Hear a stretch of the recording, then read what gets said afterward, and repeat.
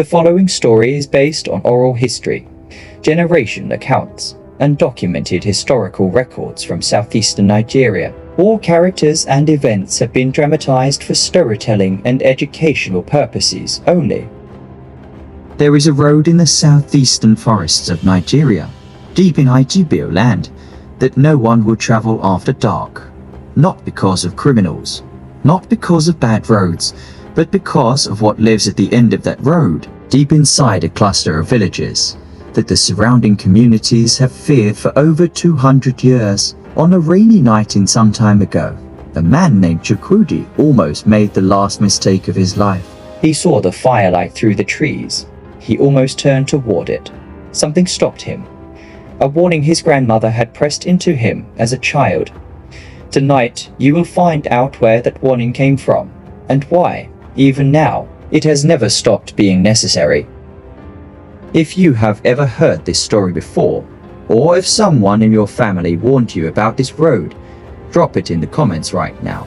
And if today is your first time coming across my channel, or if you are watching this for the first time, stay until the end, because the warning in this story was meant for you.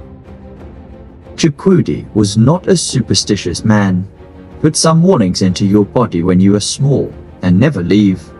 His grandmother gave him one of those warnings. She did not explain it. She just looked at him and said, "My son, if you ever find yourself on that road at night, do not stop, because some villages do not let strangers leave." That night, with the rain coming down heavy, and that orange glow pulling him forward through the trees, Chukwudi remembered his grandmother's voice. His tired body did not want to do what he did next. He put the car in reverse. He drove the long way around. He arrived home, which is more than can be said for everyone who came before him. He sat in his kitchen and could not sleep. His hands were not steady. One question kept coming back to him over and over. Where did that warning come from? Who told his grandmother? How far back does a warning like that travel before it reaches you? That question is what you are about to find out. It was 1962, in a small village compound in Isiala Ngwu. An old man named Ike sat outside by a fire, with his family gathered around him. The night was warm, the compound was quiet, and the youngest one had been carrying a question all evening that he finally could not hold. Ike Okafor was 73 years old. He had seen things most men had not seen. When his grandson asked the question, Ike did not laugh. He did not deny it. He looked into the fire, then looked at each person in turn and said, "Come closer. I am not the author of this story. I am only the one passing it through." The family shifted closer to the fire. Nobody spoke. The night insects kept singing. The dog in the corner kept sleeping. But something had changed in the air, the kind of change you feel when a story that has been waiting a long time finally finds the right moment to be told. And Dyke began. "Deed, is it true what they say about the people of NGW? That they eat human beings?" That is what the youngest one asked, looking at the fire, not at his grandfather, because some questions are too heavy to ask while looking someone in the eye. And old Dyke did not answer immediately. He just said, "Who told you that?" Long before the British came, long before anyone called this place Nigeria, there was a village. It sat at the far eastern edge of NGW land, pressed against a forest so old and so thick that the surrounding communities had given it a name. They called it Ajo here, the evil forest. The village was called Umuchukwu, and the people who lived there were not born into what they became. That forest, the Ajo here, was not like other forests. Other forests you could enter and exit. This one swallowed things. Light entered it and did not come back. People who entered without permission were simply never seen again. The surrounding communities knew this. They did not discuss it openly, but they knew it, the way you know certain things, not from being told, but from the way adults go silent when a subject gets too close. The real authority in Umuchukwu was not the elders you could see in daylight, It was the Ekpe, the secret society. In the daytime, a man could be completely ordinary, selling yam in the market. But at night, behind a carved wooden mask, that same man was one of the most powerful forces in the community. The Ekpe made decisions that could not be questioned. And it was the Ekpe that made the decision that changed everything. The famine came slowly at first, then all at once. The rains came late, the crops rotted, the river dried to mud. By the third month it was showing in the bodies of the people. The particular hollowness that hunger carves is different from any other kind of hollowness. It shows in the eyes first, then in the silence, because people who are hungry enough stop making noise, they just wait. For a diviner of considerable reputation, he spent 2 days in the village, went into the forest alone, and came back with an answer. He said the land had not turned against them without reason. There was a debt accumulated across generations, and the earth was demanding payment, not in yam or palm wine, but in flesh. The elders debated for 7 days. On the 8th day, the Ekpe made a decision. Any stranger who wandered in after dark was to be received with warmth, fed, made comfortable, allowed to sleep, and in the deep of the night, the Ekpe would come. The first time it happened, the rains came back within 3 weeks, and what began as desperation became tradition. The Ekpe developed the system carefully over the years. Villagers were posted at the edges of the community after dark, told it was a matter of hospitality, of looking out for those who were lost. They believed this framing, because that is what people do when instructions come from authority they trust. And so they watched faithfully and reported dutifully, never fully understanding what their reporting set in motion. There was always a woman, chosen specifically for her face, the kind of face that instantly relaxes a frightened person. She would come out with a lamp and say, "You cannot travel further tonight. Come and rest. We are good people here. You are safe." And the stranger who had arrived frightened would find themselves gradually unwinding. That was the most dangerous moment, the moment they stopped being afraid. His name was Isiala Nwosu, a palm oil trader, 38 years old, with a wife and 3 children waiting at home. He was not a careless man. He knew the warnings about the road. But the rain arrived the way serious rain arrives in that region, not gradually, but all at once. Like someone overturned an enormous vessel in the sky, and Isiala lost his way. By the time the rain eased, Isiala was standing in a part of the forest he did not recognize. He turned in a slow circle looking for something familiar, and then he saw it, through the trees, a warm orange glow, firelight, and the sound of human voices. He thanked his Kai deeply and sincerely, and walked toward the light. He did not know. The light had been waiting for exactly this kind of man, tired, lost, and grateful. They received him well. Hot food, dry wrapper, warm conversation. He told them about his wife, his children, the wooden elephant he bought at the market as a gift. They smiled at it. He did not see the message that was sent. He only felt safe, and feeling safe is the most dangerous thing you can feel in a place that has already decided what it is going to do with you. He placed the carved wooden elephant carefully beside his sleeping mat, so it would be the first thing he touched when he woke. He closed his eyes, and within minutes he was gone completely into sleep, the deep unconscious sleep of a man who believes he is safe. He did not hear the compound go quiet around him. He did not hear the footsteps. He did not hear anything for a while. What woke him, he could never explain afterward. It was not a sound, not a smell, not any sensation he could name.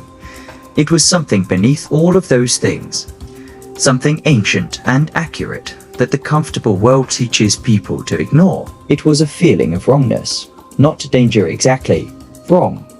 The way a familiar room feels wrong when something has been moved before your eyes have found what.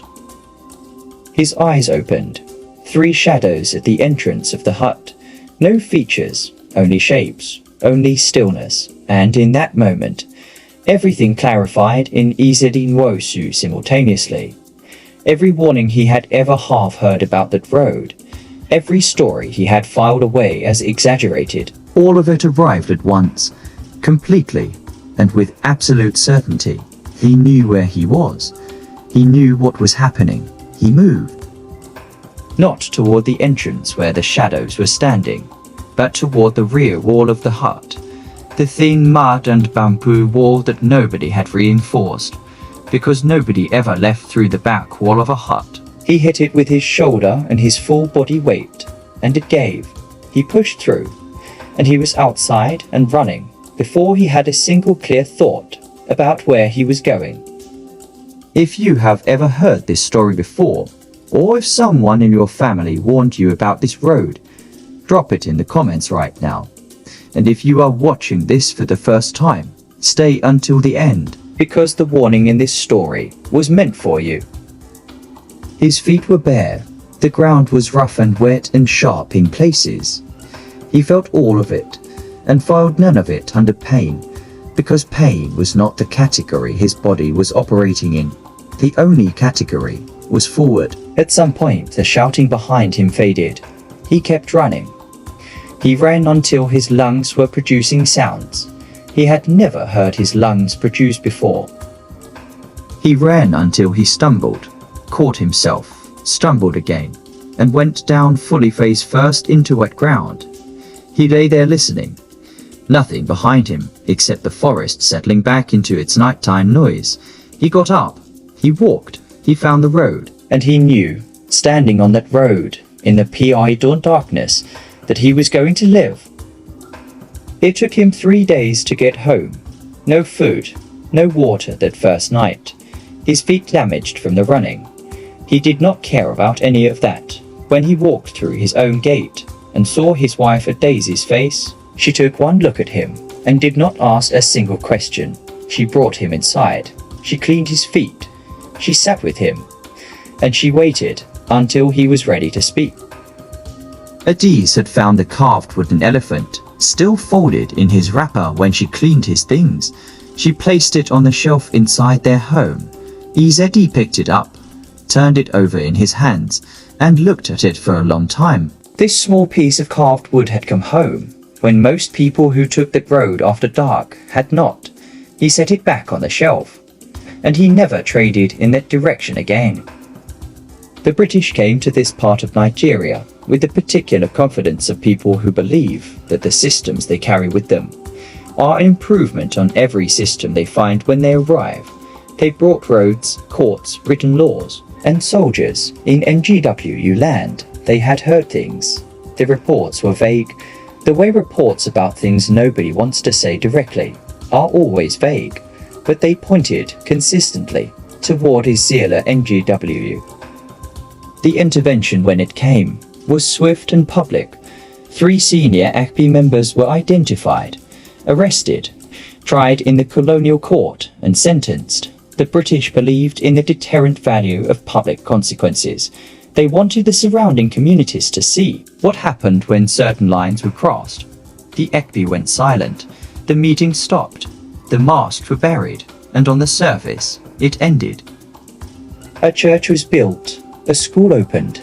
The community adjusted its surface presentation to match what was now required of it. But the older men who had participated in things they could no longer participate in outwardly, adjusted their behavior, and kept what they knew in the part of themselves that is not visible to outside inspection. The forest did not submit to inspection. The forest kept its secrets. Whether the practice truly ended, or whether it merely became something done differently, less organized, less ceremonial, more deniable, was not something the British administration could verify.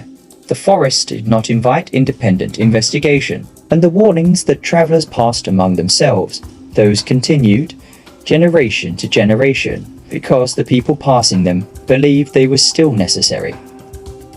Old Dyke finished his story by the dying fire in 1962, and sat for a while in the silence the family maintained around him. The youngest one asked, Is it finished now? Dyke looked at his grandson for a long time. He said, The British courts finished what they could reach. What the courts could not reach was what lives in the ground of a place after it has absorbed something for long enough. In 2019, Chukwudi drove into the area around Isiala Ngwu on a bright Tuesday morning in the dry season. He had spent 3 weeks reading everything he could find. He brought a camera, a notebook, and a local man named Amika who knew the area. What he found on the surface was unremarkable. Churches on every corner, a market, children in school uniforms. It looked like everywhere else, almost. He began asking questions carefully, not directly, but sideways. Tell me about the old forest. Tell me what your grandparents told you about this area, and watched as the faces of every single person he spoke to gave him the same reaction. A pause, 1 second too long, eyes that moved sideways before answering, smiles that did not reach the top half of their faces. Nothing said directly, but everything confirmed. Eventually, through connections, they found an old woman who agreed to speak. She did not give her name. She sat in a plastic chair outside her house, looked at Chukwudi for a long time, and then said, You want to know if the story is true? Chukwudi said yes. She said, Yes, it is true. My mother's mother told me what her mother's mother told her. It is not something people invented. It happened. Chukwudi asked, Is it still happening? The old woman was quiet for a while. Then she looked toward the tree line of the AJO here in the distance and said, Those people are in the ground now, the ones who did it in the organized way. Yes, that is over, but I cannot tell you that a practice of 200 years simply stops because a court says stop. That is what they want you to believe. Chukwudi drove out of Isiala Ngwu before sunset. He did not need anyone to suggest it. He watched the light changing on the road ahead of him as the car moved back toward the main highway, and he felt the particular sensation of a person leaving a place that has told them the truth, which is not relief exactly, and not fear exactly, but both of those things pressed together into something that has no single name. He published nothing from that trip for 2 years. He told no one, but stories, once they are alive in a person, do not consent to being kept permanently quiet. They find their way out. They wait for the right moment, and then they move. And so one evening, Chukwudi sat with his own family, the way old Dyke had sat with his, in 1962, and he began to speak. If this story sent chills down your spine, smash that like button right now.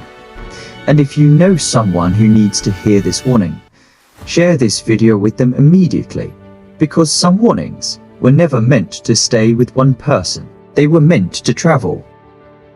The story of Isiala Ngwu did not begin with our grandfathers, and it did not end with the British courts, or the church steeples, or the paved roads. It lives in the space between what is confirmed and what is only whispered, between what has been abolished and what has only gone quiet. If you are ever driving through Abia State at night and you miss your road, do not stop, just turn around and thank God that your story did not end there. Subscribe to this channel so you never miss a story like this. We go deep into the histories, the secrets, and the warnings that most people are too afraid to tell out loud. Click the video on your screen right now, because where we are going next is even darker than where we have been. This story is based on oral history, generation accounts, and documented historical records from southeastern Nigeria. All characters and events have been dramatized for storytelling and educational purposes only. The tradition described is believed to have ended. Believed?